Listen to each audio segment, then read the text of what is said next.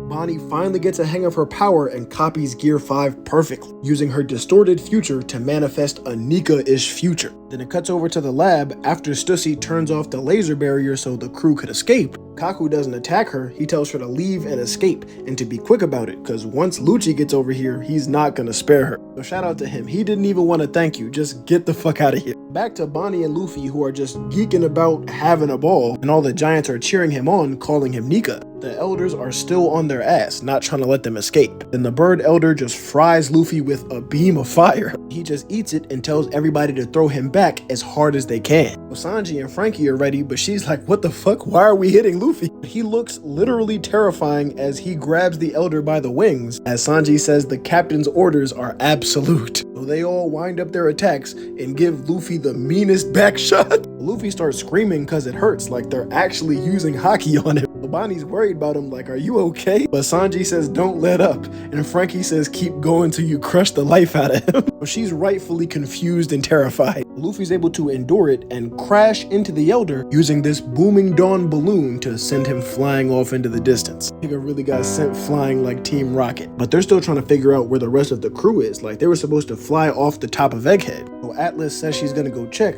but at the same time, the world broadcast starts playing again and continuing the dialogue where Vegapunk was talking about the people with the D in their name. He says that ceaselessly inherited aspect, we can call it a will. Now it's still kind of cutting out, but he says, and to those that have suffered for this, I can only pray my voice reaches you. So at that same moment, a bunch of Cypher Pole agents just start raining down on the giant ship, along with the Seraphim as well, and it looks like the Worm Elder is what's shooting them all into the air. So they try to get going, and the Worm starts trying to pull them in again with that succulent force. Luffy just punches him in his shit, calling him a bastard, as all the giants cheer him on. Then the Hog goes to charge them, really jumps off the island to crash into the ship like he's about to take them all down with him. But before he makes contact, Luffy can sense something coming. It's the Iron Giant popping out of the water and cracking the Hog in his shit. Talking about, listen up, E-Myth, the time has come. You already know the crew loves giant robot. We see Vegapunk in the past talking to Robin's childhood mentor, Clover, the man leading the research at Ohara,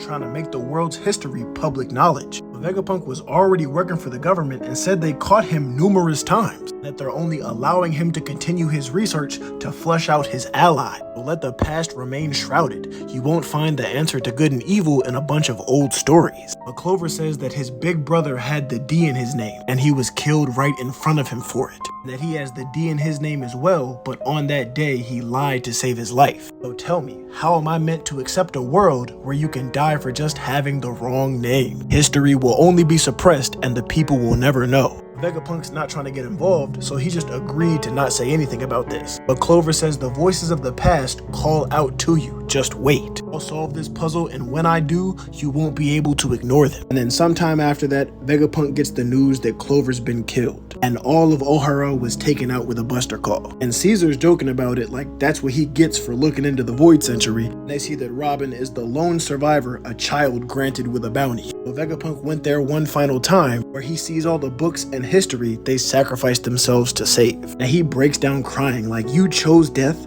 Was your research really that important? You fools, did you really expect somebody to be curious enough to follow in your footsteps after this? Of course we know he's the one that did. And on the broadcast he said, someone once told me the voices of the past will call out to you. History is written by the victors, and the words of the vanquished are usually cast into a deep, dark ocean. But with that being said, their truth can still come to light. If the oppressed carry it on their backs and endure. Now for my part, I am leaving this to the world. The crew is still trying to blast off, but the Horse Elder is right on their ass, and Lilith's screaming that if he throws off their trajectory at all, they'll probably crash and die. But while she's talking, Atlas runs up and just knocks the shit out of her. This a real cinematic KO right here, and everybody's asking why she did it. Atlas just tells them to take her and make it out in one piece, before flying back directly towards the Elder. So they all start punching the coup de burst as she flies back to tackle him. Really, he cuts off her arm quick as shit. At the same time she activates her boosters,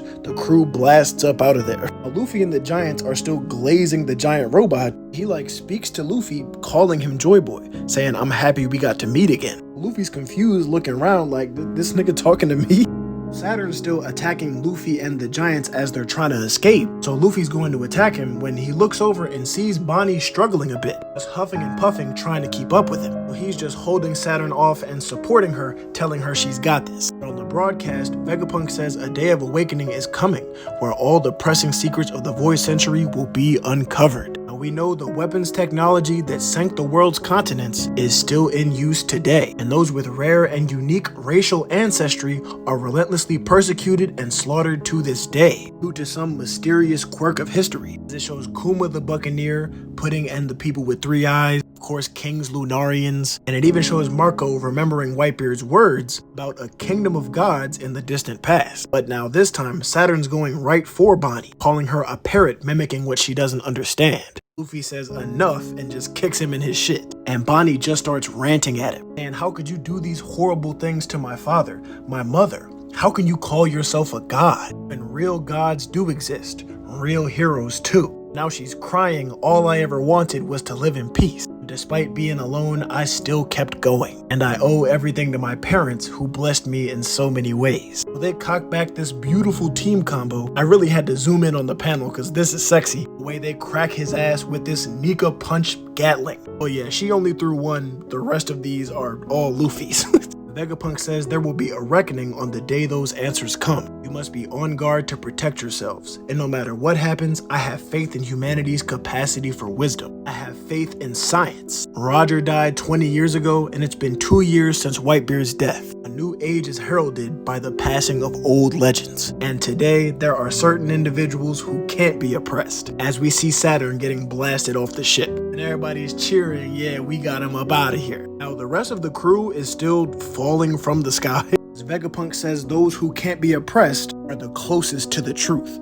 A coincidence, or did Roger set this all in motion? We all know he's the one that kicked off the Great Pirate Era through the masses' desire to pursue his treasure, which we now know to be basically the truth of history. But we see Rayleigh's just continuing in his nap because this is all y'all's problem now. There's no guarantee that it would be found by somebody that Joy Boy would want. There is no stopping this now. The fate of this world will be decided by whoever finds it. It all depends on who finds the One Piece. Oh, it's so... The fate of the world depends on whoever finds the One Piece. Is this not perfect? Are you not entertained? It shows all the greatest contenders. The 4 emperors, Emu, Dragon, Akainu. Got spoiled, so I know who this is. Kobe, Garling, Aokiji, and Sabo. Now the public's actually going crazy. Like, what do you mean the fate of the world depends on pirates? Even in prison, the pirates are cheering. Like, everything is just wild. So the Marines are like, damn, how could Vegapunk do us like this? But Kobe's watching it all and reflecting on his conversation with Luffy. And after remembering what he's all about, he says, I have to stop you from achieving your dream. Now, I don't know what the fuck he think he about to do. He come over here, he getting his ass whooped. But at the same time, Buggy's hyping up his crew too. And that nigga Caribou has finally gotten face to face with Blackbeard. So they supposed to exchange information. Now on the broadcast, Vegapunk says Joy Boy. He ... But before he can finish what he's saying, the elders crash into the Iron Giant, and this time completely destroy the transponder snail. So that's it for the global broadcast. Now as they're trying to fly away, the centaur nigga is still on their ass as the robot's like talking to himself, apologizing to Joy Boy. Then he also tells Luffy, I want to apologize to you too. And he's like, huh?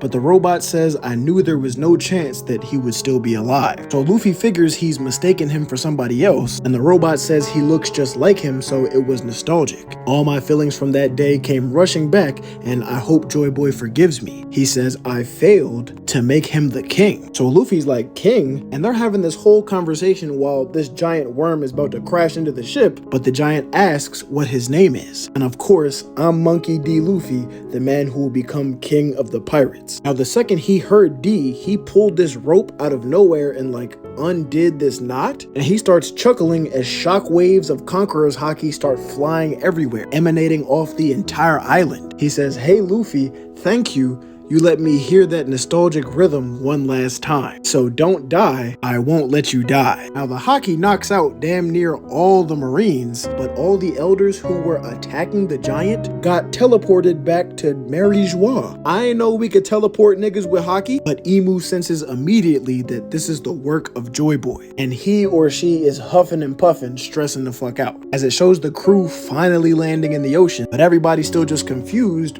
Where the fuck did the monsters go? A robot with Haki? How did he make them vanish? Now I guess Saturn like resisted being teleported or some shit, cause he's standing in front of the giant, and I don't think he teleported with them, but it cuts to his past interaction with Joy Boy, saying, I'm gonna gather my most powerful Haki and seal it inside you, cause you're bound to live longer than me, so I won't always be around to help. So at some point you're gonna be in mortal danger, or someone you want to save will be, and when that happens, untie the knot. And it's really like a cute little friendship, because he says, so when the time is at hand, you'll be there to help. And yeah, that's right. Whenever it happens, I'll be saving you from here in the past, just like always. So they just laughed and chuckled about it as he says, I hope I don't get lonely.